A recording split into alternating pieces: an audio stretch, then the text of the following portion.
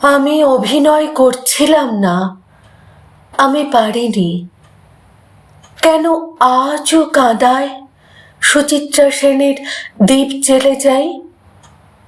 একজন নার্স, যার কাজ ছিল মানুষের ভাঙা মনকে সুস্থ করে তোলা, কিন্তু অন্যদের জীবন আলোকিত করতে করতে নিজের জীবনটাই ধীরে ধীরে অন্ধকারে ডুবে গেল।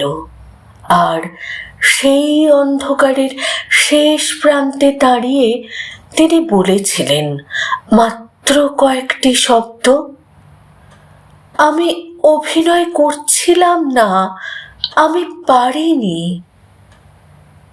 বাংলা সিনেমার ইতিহাসে এমন হৃদয় বিদারক মুহূর্ত খুব কমই এসেছে।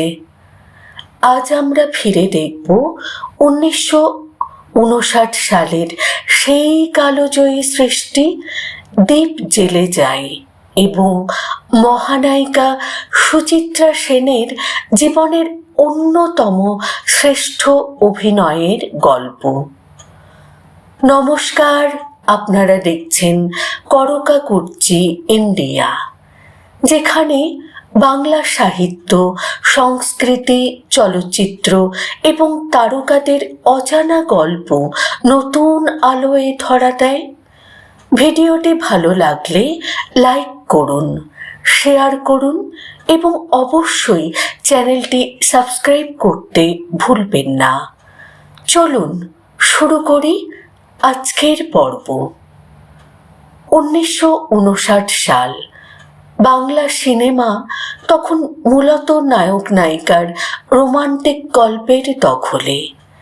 সেই সময়েই লেখক আশুতোষ মুখোপাধ্যায়ের বিখ্যাত গল্প নার্স মিত্র অবলম্বনে নির্মিত হয় দ্বীপ জেলে যাই। পরিচালক ছিলেন অসিত সেন, আর ছবির কেন্দ্রে ছিলেন একজন নারী, রাধা, যিনি পেশায় নার্স, কিন্তু তাঁর চিকিৎসার পদ্ধতি ছিল অন্যরকম। মানসিকভাবে অসুস্থ রোগীদের সুস্থ করার জন্য তাকে কখনো বন্ধুর, কখনো প্রেমিকার ভূমিকায় অভিনয় করতে হতো। রোগীরা সুস্থ হয়ে উঠত, কিন্তু প্রতিবারই রাধার নিজের হৃদয়ে জমে উঠত নতুন এক ক্ষত। রাধার চরিত্রটি ছিল অত্যন্ত জটিল। একদিকে কর্তব্য, অন্যদিকে অনুভূতি, একদিকে পেশা, অন্যদিকে হৃদয়ের আর্তনাদ। এই সূক্ষ্ম দ্বন্দ্বকে সুচিত্রা সেন এমনভাবে নিখুঁতভাবে ফুটিয়ে তুলেছিলেন যে আজও চলচ্চিত্র শিক্ষার্থীরা তাঁর অভিনয় নিয়ে আলোচনা করেন। তিনি চিৎকার করেননি, অতিরিক্ত আবেগও দেখাননি, বরং নীরবতা, চোখের ভাষা এবং সংযমী অভিব্যক্তির মাধ্যমে রাধার অন্তর্দহন প্রকাশ করেছিলেন। কখনো একটি মৃদু হাসি, কখনো গভীর দৃষ্টি, কখনো নিঃশব্দে ভেঙে পড়া, এই ছিল তাঁর অভিনয়ের জাদু। চলচ্চিত্রের শেষ দৃশ্য, দীর্ঘ মানসিক যন্ত্রণার পর রাধা নিজেই ভেঙে পড়েছিলেন। যে নারী এতদিন অন্যদের সুস্থ করেছেন, সেই নারী আজ নিজের মনকে আর বাঁচাতে পারেননি। আর তখনই আসে বাংলা সিনেমার ইতিহাসের অন্যতম বিখ্যাত সংলাপ, আমি অভিনয় করছিলাম না, আমি পারিনি। এই কয়েকটি শব্দে যেন জমা ছিল এক নারীর সমস্ত ক্লান্তি, সমস্ত অপূর্ণতা, সমস্ত ব্যথা। আজও এই দৃশ্য দেখলে দর্শকের চোখ ভিজে ওঠে। সেই সময়ে সুচিত্রা যেন একাই 100 ছিলেন। কিন্তু সেই সময় সুচিত্রা সেন মানেই উত্তম কুমারও তাঁর সাথে। দুজনের জুটি ছিল সাফল্যের নিশ্চয়তা, কিন্তু দ্বীপ জেলে যাইয়ে উত্তম কুমার ছিলেন না। ছিলেন অনিল চট্টোপাধ্যায় এবং বসন্ত চৌধুরী। ফলে প্রযোজক রাখালচন্দ্র সাহা ভীষণ চিন্তায় পড়ে যান। এমনকি এই ছবির জন্য তাকে নিজের কটন মিল পর্যন্ত বন্ধক রাখতে হয়েছিল। কিন্তু মুক্তির পর ঘটে ইতিহাস। দর্শক ছবিটিকে দুই হাতে গ্রহণ করেন। ছবিটি বিপুল ব্যবসায়িক সাফল্য পায় এবং সেই সাফল্যের স্মৃতিকে চিরস্থায়ী করতে রাখালবাবু পরবর্তীকালে নিজের নতুন বাড়ির নাম রাখেন দ্বীপ জেলে যাই। এই ছবির আরেকটি মজার তথ্য অনেকেই জানেন না।